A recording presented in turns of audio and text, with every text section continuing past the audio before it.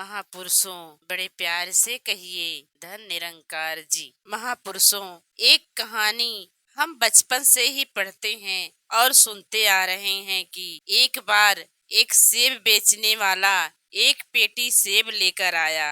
उसमें एक सेब गंदा था। जब उसने 2 दिन के बाद पेटी खोली तो देखता है कि सारे सेब खराब हो चुके थे। जिस तरह एक खराब सेब से सारे ही सेब खराब हो गए, इसी प्रकार एक भी गलत व्यक्ति की संगत करने से सही व्यक्ति भी गलत दिशा की ओर अग्रसर हो जाता है। संगत का प्रभाव तो अवश्य ही पड़ता है, तो क्यों ना अच्छी संगत में बैठें। अच्छे आचरण वाले व्यक्तियों की संगत से हम अवश्य ही अच्छे गुण ग्रहण करेंगे, जो जीवन भर हमारे साथ रहेंगे, समय समय पर हमारे काम आएंगे। अच्छे गुणों, अच्छे संस्कारों और अच्छे मित्रों से ही जीवन को सही दिशा मिलती है। यह हमारे हाथ में है कि हम स्वयं को किस दिशा में लेकर जाते हैं। यह तो हम सभी चाहते हैं कि हमारा वर्तमान और भविष्य सुंदर और सुखद हो, और हम यह भी मानते हैं कि मानव सहज ही वैसा हो जाता है जैसा वातावरण का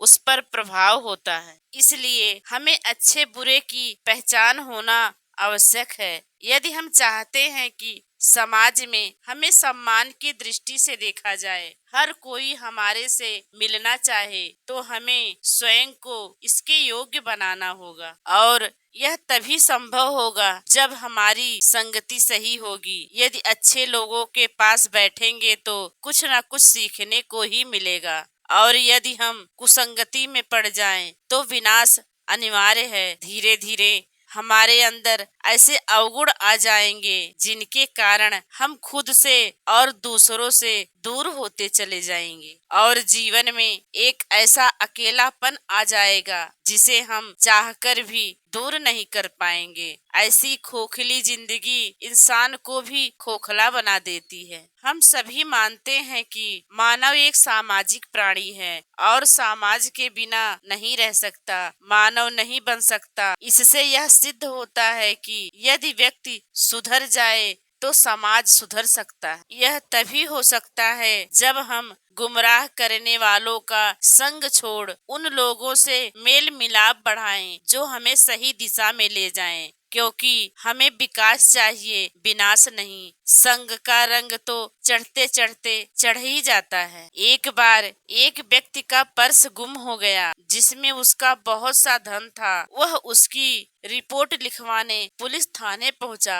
वहीं पर वह व्यक्ति भी मौजूद था जिसे उसका पर्स मिला था। वह व्यक्ति जिसके पास पर्स था वह उसे लौटाने के लिए ही वहां पहुंचा था जिसका पर्स गुम हुआ था। यह देखकर वह बहुत प्रसन्न हुआ दूसरे व्यक्ति की ईमानदारी पर कि आज भी अच्छे लोग इस संसार में हैं। उसने उस ईमानदार व्यक्ति को इनाम के रूप में एक अच्छे होटल में खाने का निमंत्रण दिया और सोचा कि ऐसे ईमानदार व्यक्ति के विषय में कुछ और जानकारी ली जाए। अगले दिन वे दोनों निश्चित समय पर होटल में पहुंच गए। भोजन करते हुए आपस में बातचीत भी करते रहे।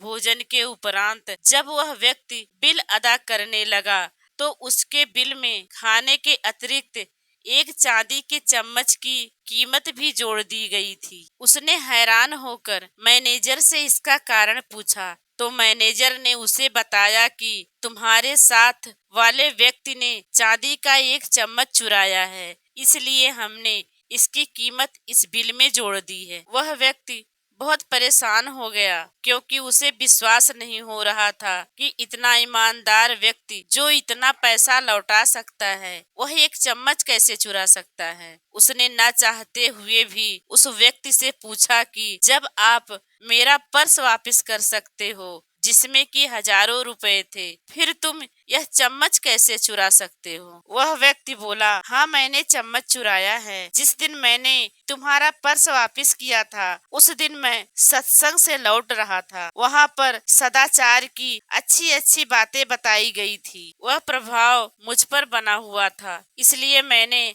आपका पर्स वापस कर दिया। परंतु अब मैं आधे घंटे से आपके साथ हूँ, आपके साथ बैठकर आपका खाना खाया, आपकी बातें सुन रहा हूँ, जिसका प्रभाव होना स्वाभाविक है। यही कारण है कि मैंने यह गलत कार्य किया है। इस बात से हम समझ सकते हैं कि संगति का कितना प्रभाव होता है। वास्तव में समझते तो हम सभी हैं, मुश्किल होता है इस पर चलना।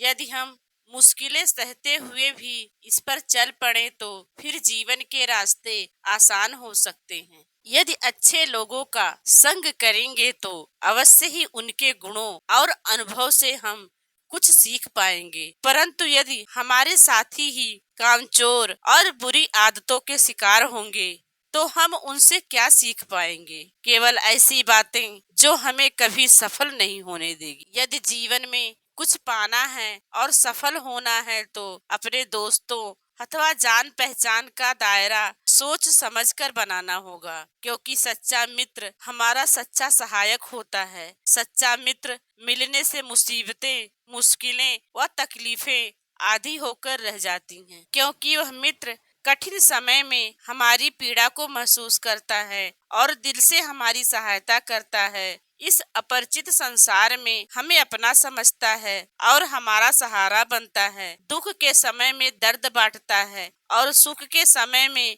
भी हमारी खुशी को दुगना कर देता है। उसे कोई लालच नहीं होता, प्रेम करता है, हमें अपना मानता है और स्वयं को हमारे मार्ग की हर कठिनाई को आसान करना चाहता है। परंतु कठिनाई तो यह है कि एक सच्चा मित्र मिलना ही मुश्किल है। आज की दुनिया में सब कुछ मिल सकता है, परंतु एक सच्चा दोस्त मिलना बहुत ही कठिन है। सच्चा मित्र धन दौलत से नहीं खरीदा जा सकता। वे लोग सचमुच ही सौभाग्यशाली होते हैं जिन्हें एक सच्चा और अच्छा मित्र मिल जाता है। कई लोग ऐसे भी होते हैं जो मित्र बनकर धोखा देते हैं, मुंह पर अच्छाई और पीठ पीछे बुराई करते हैं। कठिन समय में साथ छोड़ देना उनका स्वभाव होता है, ना कि मजबूरी। सच्चा मित्र तो अपनी मित्रता के लिए मजबूरी की हर दीवार तोड़ सकता है। स्वार्थी लोग केवल अपने लाभ के लिए दूसरों का इस्तेमाल करते हैं। उन्हें आपकी भावनाओं की कोई कद्र नहीं होती। अपने स्वार्थ के लिए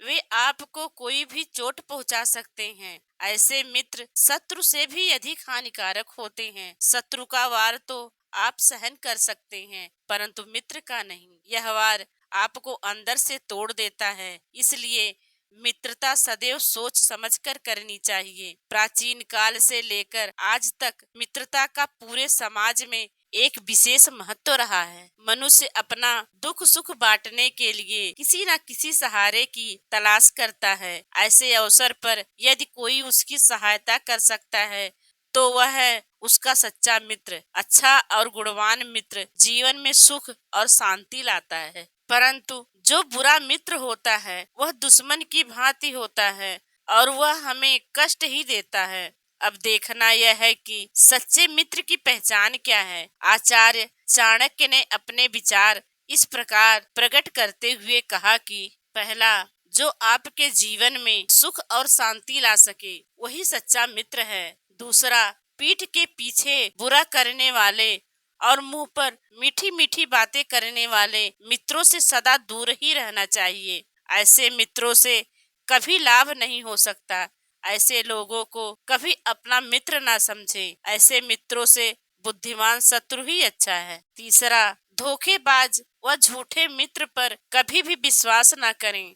ऐसे मित्र जब नाराज होते हैं तो आपके सारे भेद दूसरों पर खोल देते हैं। ऐसे लोगों को भूल कर भी अपना भेद ना बताएं और ना ही इनसे कभी लाभ की आशा करें। चौथा, धनवान व्यक्ति के पास मित्र भी बहुत होते हैं। ऐसे मित्र केवल अपने स्वार्थ के लिए ही बनते हैं। वे धनवान मित्र को केवल मूर्ख बनाने और अपना मतलब निकालने के लिए ही मित्रता का दावा करते। पांचवा, प्रत्येक मित्रता के पीछे कोई न कोई स्वार्थ अवश्य होता है। बिना स्वार्थ के मित्रता हो ही नहीं सकती। यह एक कटु सत्य है। अतः दुख के समय में ही सच्चे मित्र का पता चलता है। सुख के समय के तो सभी साथी हैं, किंतु जब इंसान पर बुरा वक्त आता है तो उस समय सच्चे मित्र की पहचान होती है। दुख में जो साथ दे उसे अपना सच्चा मित्र समझें, उसको अपने साथ रखें। स्वार्थी मित्रों से सदा दूर ही रहें। छठवां,